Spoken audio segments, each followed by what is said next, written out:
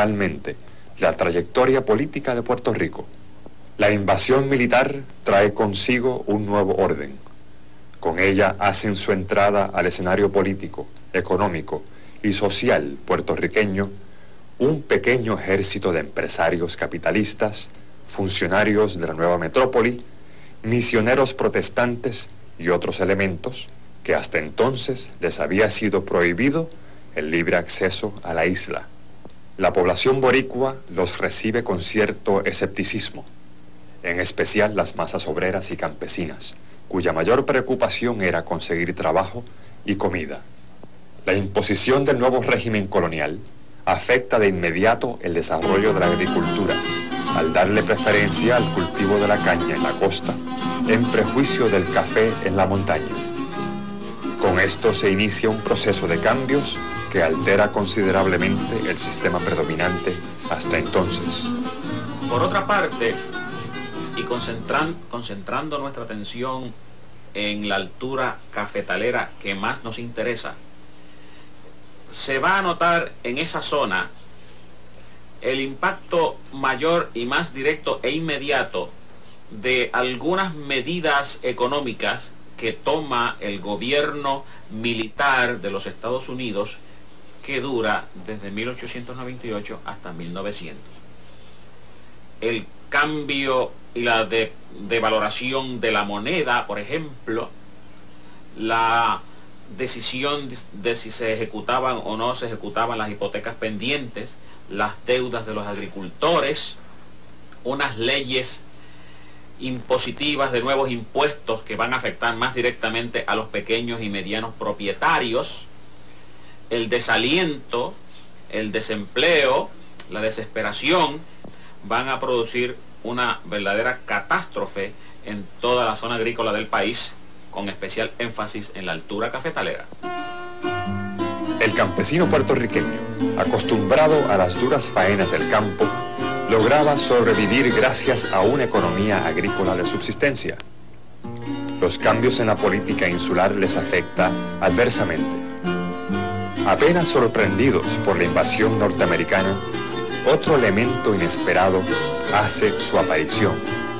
El 8 de agosto de 1899, la isla es azotada por uno de los huracanes más terribles de su historia.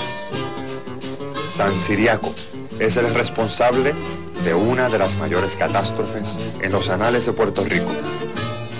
A pesar de que toda la isla recibe el impacto, la zona cafetalera del centro y suroeste de la isla es la más afectada.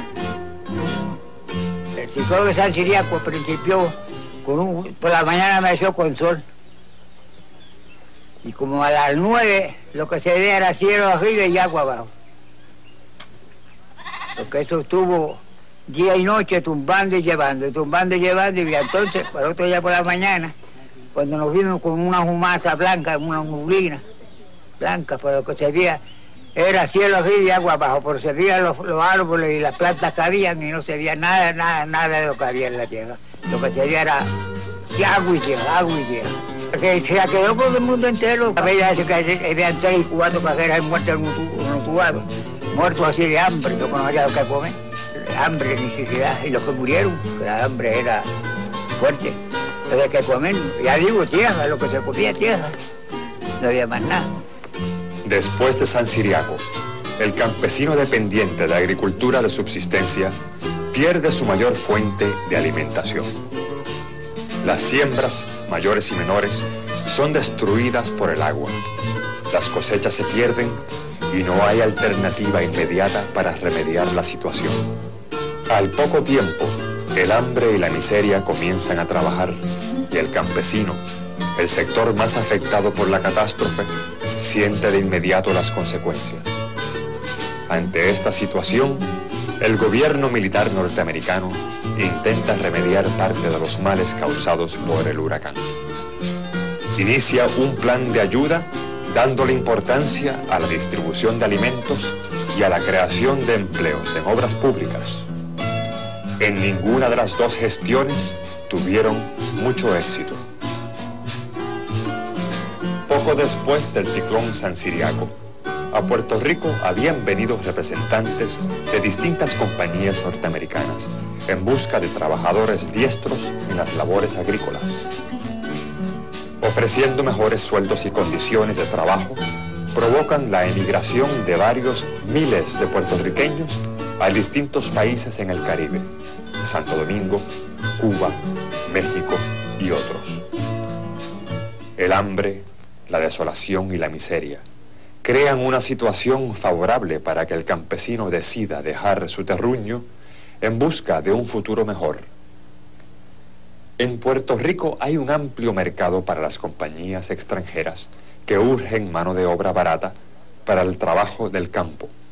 Al otro lado del globo terráqueo, en el archipiélago de Hawái, las corporaciones norteamericanas que dominan ese imperio frutero y azucarero se ven en la necesidad de suplir la demanda laboral. Hawái, anexionado a los Estados Unidos desde el 1898, tiene dificultad de acceso al mercado asiático debido a las leyes de emigración. En Puerto Rico, bajo el mismo dominio norteamericano, ven parte de la solución a sus problemas laborales. Desde principios del 1900, las corporaciones hawaianas entran a competir con otras compañías del Caribe por la mano de obra puertorriqueña. La propaganda, bien organizada, llega a rincones muy apartados. Las ofertas, altamente atractivas, parecen una solución para salir del estado de miseria que prevalecía. Ante la posible migración masiva de trabajadores puertorriqueños, los líderes obreros no hacen esperar su respuesta. El movimiento obrero denuncia las emigraciones y defiende el derecho de los puertorriqueños al trabajo en su patria. Unos versos de la época nos muestran el sentir del puertorriqueño pobre. El americano dijo que venía a salvarnos, pero así nada me parece que lo que dijo fue en vano.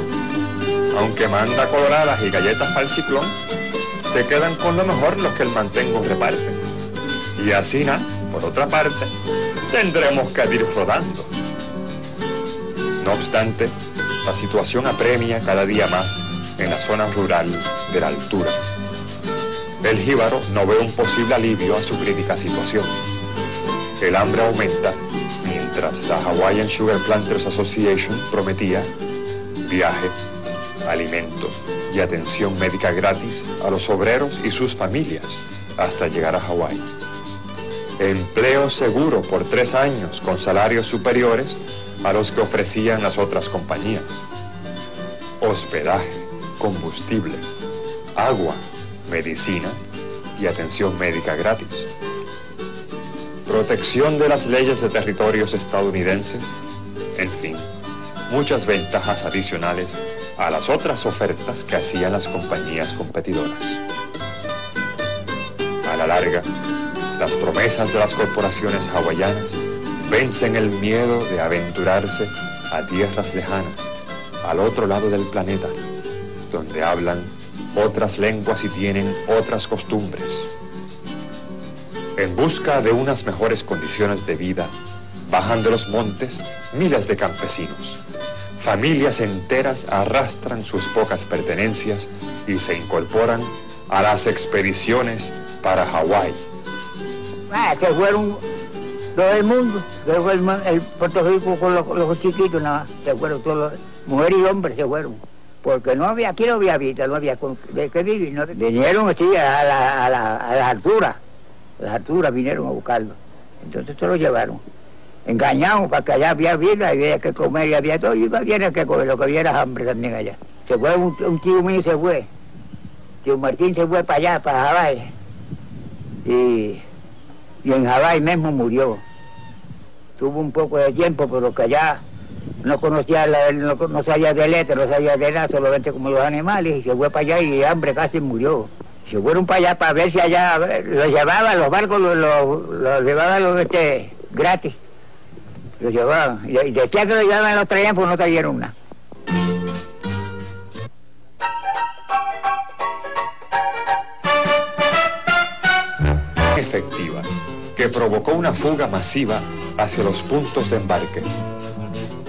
viajaban familias enteras compuestas por niños, adultos y ancianos.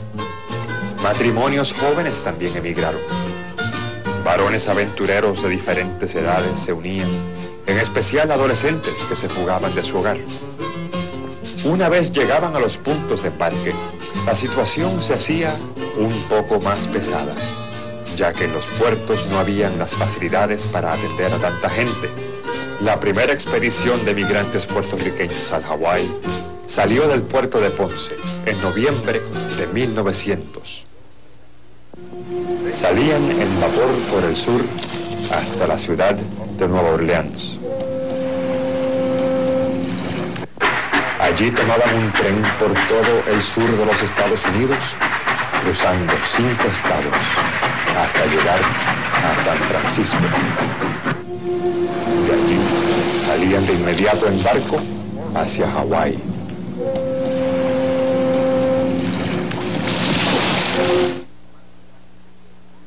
Y así partirán desde Ponce primero y desde Guánica 10 de las 11 veces hacia la ciudad de Nueva Orleans, en el estado de Luisiana, viaje que les tomará de 3 a 4 días. Allí les está esperando un tren contratado por la corporación, con unos vagones especiales, 3 o 4 vagones especiales, que serán custodiados por guardias fuertemente armados, y así los tendrán durante toda la travesía. Se había planeado la travesía de tal modo que ese tren llegara a la bahía de San Francisco justo a tiempo para que el vapor que venía o que habría de llevarlos a Hawái coincidiera con la llegada a la bahía, y así no hubiera mucho tiempo para que los periodistas y los medios husmearan por allí. Llegan a la bahía de San Francisco, y en ese primer viaje, en las navidades del año 1900, van a experimentar lo que son los Estados Unidos por primera vez, con el frío invernal violento. Y allí un grupo de más de 50 de estos obreros se rebelan y rehúsan pasar del tren a la barcaza que luego los llevará al vapor que va para el Hawái. Y en lugar de seguir al resto, comienzan a caminar en dirección contraria por las vías del tren, huyendo. Y así empieza la historia de la colonia puertorriqueña en California. Mientras las corporaciones hawaianas siguen con su plan, respaldadas por el gobierno estadounidense en Puerto Rico, el movimiento obrero y sectores liberales del país denuncian el engaño sistemático a que han sido sometidos los emigrantes. A pesar de las mentiras y de las condiciones pésimas del viaje, más de 6.000 puertorriqueños emigraron a Hawái entre noviembre de 1900 y agosto de 1901. Una vez llegaba el barco a Hawái, los obreros eran distribuidos a distintas islas del archipiélago, según las necesidades de las compañías. Allí empezaban una nueva vida, integrados al trabajo agrícola de las plantaciones y los campamentos. Para el 1902, los trabajadores puertorriqueños se encontraban dispersos en 34 plantaciones en las islas de Hawái, Kauai, Maui y Oahu. Unos pocos se desempeñaban como capataces, trabajadores ferroviarios y ayudantes